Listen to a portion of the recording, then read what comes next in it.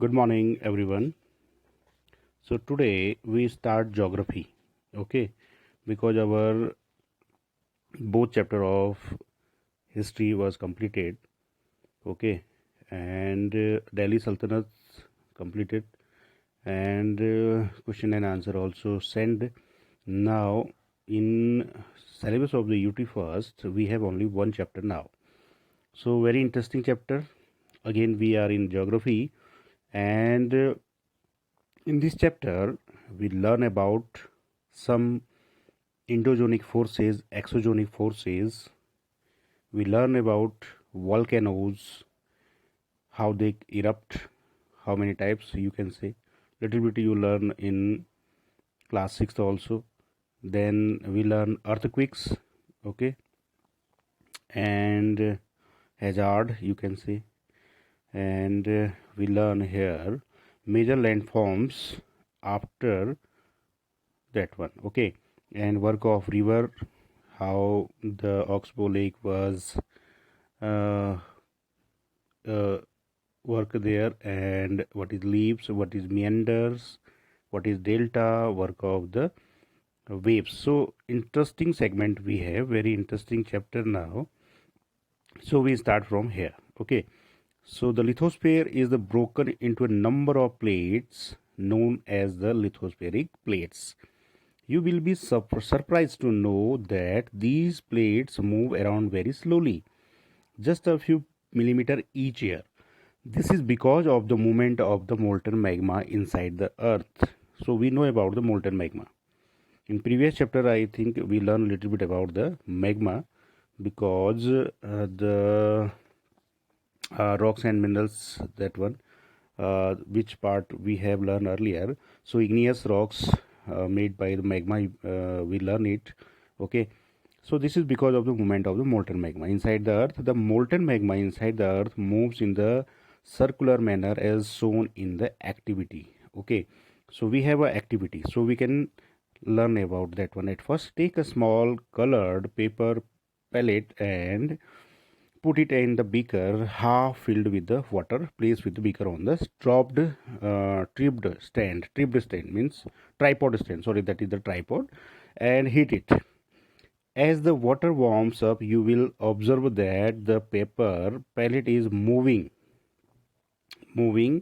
upwards along with her warm layer of the water, and then sink back along the cooler layer of the water, little bit cooler, that one, okay. The molten magma inside the earth moves in a similar manner, same इसी manner से क्या होता है, वो फैलता रहता है, ठीक है. Now we have a lithospheric plates. जैसे इसमें एक जार में क्या रखा गया, एक पैलेट रखा गया है, पेपर पैलेट को, ठीक है, और उसके बाद हीट से उसको क्या किया गया, आप देख रहे हैं कि वह मूव कर रहा है इधर से उधर, ठीक है. तो ये था एक एग्जाम्पल के थ्रू बताया कि मोल्टन मैग्मा कैसे ज़मीन के अंदर या अर्थ के नीचे, हम कह सकते हैं अर्थ क्रस्ट के अंदर, मोल्टन मैग्मा जो है वो धीरे धीरे कैसे कुछ मिलीमीटर के हिसाब से या धीरे धीरे क्या करता है, मूव करता रहता है, ठीक है. अब हम आते हैं लिथोस्फेरिक प्लेट्स. लिथोस्फीयर हमने लास्ट ईयर और लास्ट वीडियो में हमने शायद पढ़ा था लिथोस्फीयर के बारे में, ठीक है. The earth crust consist of the several large and some small rigid irregular shaped plates that is called slabs, just like जैसे स्लैब होते हैं, which carry continents and the ocean floor, okay. They are called lithospheric plates, okay, just like, okay. ये plates हैं, ठीक है, ये हमारे अर्थ के नीचे. तो कभी कभी ये प्लेट्स क्या करती हैं, ऊपर नीचे मूव करती है, या कभी अगर ये ब्रेक हो जाती है बीच में से, तो उसके बाद भी अर्थक्विक्स जैसी हर जो नेचुरल कैलमिटीज होती हैं वो आती हैं, ठीक है. आगे बढ़ते हैं. The movement of these plates causes changes on the surface of the earth. In causes, इनकी वजह से, ठीक है, ये जो प्लेट्स मूव करती हैं तो इनकी वजह से अर्थ क्रस्ट में चेंजेज आते हैं, ठीक है. The earth movements are divided on the basis of the forces which cause them. The forces which act in the interior of earth are called as endogenic force. So interior, okay, which one we focus at first in interior, okay. So interior part, that is called endogenic force. Second one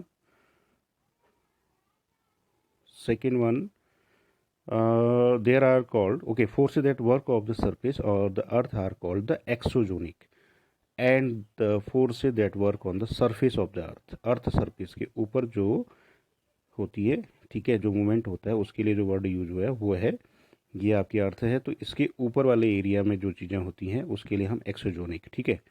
फिर हम आते हैं वापस, जो हमारा एक्सोजोनिक होता है, ठीक है, एंडोजोनिक होता है, वो कहाँ होता है, अर्थ के अंदर, इन मीन्स अंदर, ओके, सिंपली इंटीरियर। नाउ अर्थ मूवमेंट्स, अब इसको हम पढ़ेंगे थोड़ा सा, ठीक है। सो अर्थ मूवमेंट्स इंडोजोनिक फोर्सेज, उसमें क्या क्या चीज़ें आती हैं, divide into two part, sudden force and diastrophic forces, earthquake, building mountains वाला भी होता है, ये जो एंडोजोनिक होता है। पर सडन फोर्स में अर्थक्विक आएगा, वॉल्केनो आएगा और लैंडस्लाइड आएगा। लैंडस्लाइड तो आपको पता ही है, बहुत ज़्यादा उत्तराखंड में लैंडस्लाइड्स होते रहते हैं। अर्थक्विक प्रोन एरिया भी है। हाँ, वॉल्केनो हम कह सकते हैं कि अभी वो आपके सब कॉन्टिनेंट में है, लेकिन कहाँ है, आइलैंड में है, आइलैंड ग्रुप्स में है, ठीक है। एक्सोजोनिक फोर्सेस की बात करें तो इरोजनल एंड डिपोजिशनल, इरोजनल भी हमने थोड़ा बहुत पढ़ा था, ठीक है। इरोजनल यानी कि अगर मिट्टी क्या होती है, ठीक है, नदी के या पानी के बहाव से जो मिट्टी धीरे धीरे कट जाती है, ठीक।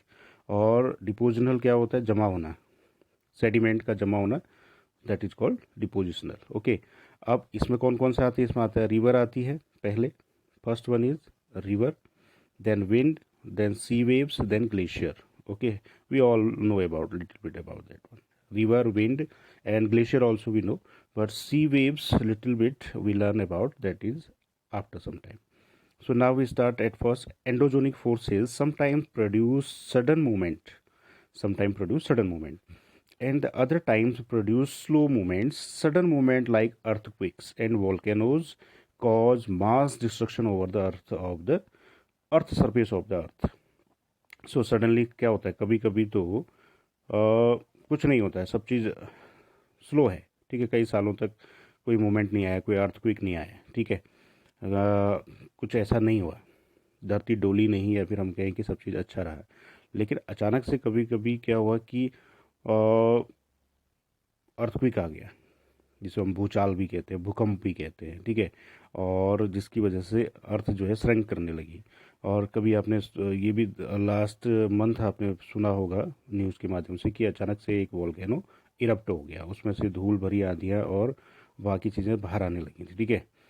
तो ये हो गया एंडोजोनिक, ठीक है, यानी कि जो बाहर की ओर निकल रहा है, okay.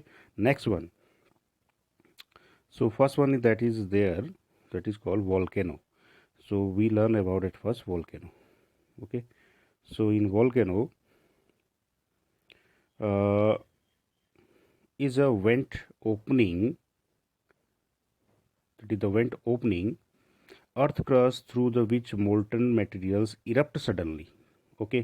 So word we can focus at first in their word suddenly, that one called suddenly, okay. तो सडनली क्या होता है, कहाँ से इरप्ट होता है, यहाँ से, ठीक है। ये अंदर देख रहे हैं आप, ये मैग्मा है और ये बाहर की ओर क्या कर रहा है, इरप्ट हो रहा है, ठीक। That is called volcanic mountains, you can say. Now here word origin, endo inside genetic, endogenetic, and exo outside wind origin, that is वो exogenetic, so it is clear. Now we learn about the volcano, the part of the volcano, you can say, या gas and acids. So at first gas and acids erupt, then crater, या that is called crater. ये volcano है तो इसका जो मुंह होता है दैट इज कॉल्ड क्रेटर, ठीक है। और crater sometimes, okay. Now vent, जो ये ऊपर की ओर आई हुई कुछ ऐसी इसकी जो लाइन है दैट इज कॉल्ड, और ये जो रेड कलर से शो किया गया दैट इज कॉल्ड लावा, इसको हम कहेंगे लावा, ठीक है। Magma also we can say. ये मैग्मा चैम्बर है जो ये दिखा रहा है, क्रस्ट मेंटल, दोनों आपको आराम से इसको देख सकते हैं, ठीक है। तो ये है आपका क्रस्ट लेयर, देन ये मेंटल, तो ये बहुत नीचे तक, कोर में नहीं है, मेंटल तक ही है, ठीक है, कोर तो बहुत डेंस है।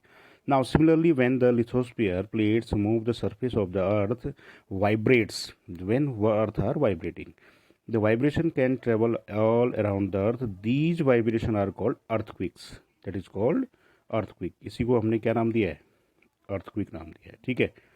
सो ये आप देख रहे हैं जैसे कि एक तालाब में हम एक पत्थर मारते हैं तो धीरे धीरे वेव्स क्या होती है, धीरे धीरे बढ़ जाती हैं। तो इसी तरह से अर्थक्वेक की वेव्स भी बढ़ती रहती हैं। ठीक है, अब जहाँ से स्टार्ट होता है उसको हम पढ़ेंगे अभी। The place is the crust where the movement start is called focus. Where is the focus, you can say here. ठीक है, फोकस कहाँ है हमारा, ये है, और यहाँ से वो इरप्ट हुआ और ठीक उसके ऊपर का जो हिस्सा है उसे हम कहते हैं एपी सेंटर। क्या कहते हैं उसको, एपी सेंटर। फोकस इज कहाँ होगा, फोकस होगा ज़मीन के नीचे, एपी सेंटर ठीक ऊपर होगा। ठीक है, कन्फ्यूजन नहीं करना है। Now the place on the surface above the focus is called AP centre, that is called AP centre. Okay, now vibrations travels towards from the epicenter waves. The greatest damage is usually closest to the epicenter and the strength of the earthquake decrease away from the center. तो सबसे ज़्यादा नुकसान कहाँ पर होगा, यहीं पर होगा, इस एरिया में। और धीरे धीरे जैसे जैसे वो बढ़ेगा तो नुकसान कम होगा। कई बार आपने भुज वाला एक अर्थक्विक के बारे में सुना होगा, चमोली के बारे में सुना होगा। ठीक है, तो ये बड़े फेमस अर्थक्विक्स रहे हुए हैं। ठीक है, now you can see a one building destruction cause by the earthquake in the Gujarat. Bhuj में आया था 26 जनवरी के दिन। ठीक है, बहुत ही फेमस जगह है भुज गुजरात की, और वहाँ पर अर्थक्विक ने इस पूरी बिल्डिंग को, आप देख सकते हैं, ऐसी कई और बिल्डिंगें थी जिन्होंने उनको डिस्ट्रॉय कर दिया था जिसने, ठीक है, उस अर्थक्विक की वजह से। Now so although earthquake cannot be predicted, the impact can certainly by the minimize if we are prepared beforehand. तो ये प्रिडिक्ट नहीं किया जा सकता है, इस पर कोई भविष्यवाणी नहीं की जा सकती। ठीक है, ये कब आएगा, ये सडनली कभी भी हो सकता है। तो इसके लिए हमें पहले से ही प्रिपेयर रहना होता है, पहले से ही इसके जो हैजार्ड्स है, या हम कह सकते हैं इसके बाद जो की सिचुएशन है उसको हम किस तरह से कम कर सकें। ठीक है, तो एक अर्थक्विक का यहाँ पर हमें केस स्टडी दिया हुआ है। Some common earthquakes prediction methods adopted locally by people include studying animals behaviour, fish in the ponds get agitated, snakes come to the surface. तो कुछ लोगों ने कुछ अपने अनुभवों के आधार पर ये ध्यान रखा हुआ है, या फिर ऐसी स्टडी हुई कि जैसे एनिमल बिहेवियर जो है वो चेंज हो जाता है। गाय का रंभाना कह सकते हैं, चूहों का इधर उधर भागना कह सकते हैं, और मछली का पॉन्ड में या फिर अगर वो समंदर में है तो उसका बिहेवियर चेंज हो जाता है, और सांप बाहर निकल आते हैं। ठीक है, क्योंकि वो ज़मीन के अंदर रहते हैं तो ज़्यादा सबसे पहले उनको इन्फॉर्मेशन मिल जाती है, ऐसा हम ये प्रिडिक्शन कह सकते हैं। ठीक है, और यहाँ हम देखेंगे अर्थक्विक हिट्स भुज, एक एग्जाम्पल दिया हुआ है। ठीक है, सो massive earthquake measuring 6.9 on the Richter scale या reactor scale we can say hit Bhuj town on 26 January 2001. So it's almost 20 years ago. Shoot roast affected. At least 971 students and 31 teachers are feared to have lost their lives following the collapse of the school building. ये सबसे बड़ा इसमें collapse था, ये कह सकते हैं, या फिर ये सबसे बड़ा एक हैजार्ड था और सबसे बड़ा नुकसान था एक तरह से। Bhuj relief efforts and be lifted today या 3 days after the quick concern rose about the food, blankets and medical supplies not reaching everyone. 3 दिन तक नहीं पहुंच पाई थी। ठीक है, destruction of Bhuj, phone lines, water pipelines and power stations, transmissions lines were knocked out, यानी कि बिल्कुल भी सारी चीज़ें अव्यवस्थित हो गई। फोन लाइन्स टूट गई, वाटर पाइपलाइंस नहीं थी, लोगों के घरों तक पानी नहीं पहुंचा, पावर स्टेशन जो थे उनमें भी प्रॉपर तरीके से चीज़ें, या हम कहें प्रॉपर तरीके से इलेक्ट्रिसिटी भी उपलब्ध नहीं हो पाई। इतना खतरनाक उसका क्या था, इम्पैक्ट था। Fire in the city, hundreds of fire started as the charcoal cookers overturned. ठीक है, चारकोल्स क्योंकि टर्न हो गया तो उसमें आग लग गई। ठीक है, तो लगभग सैकड़ों में ये आग लग चुकी थी।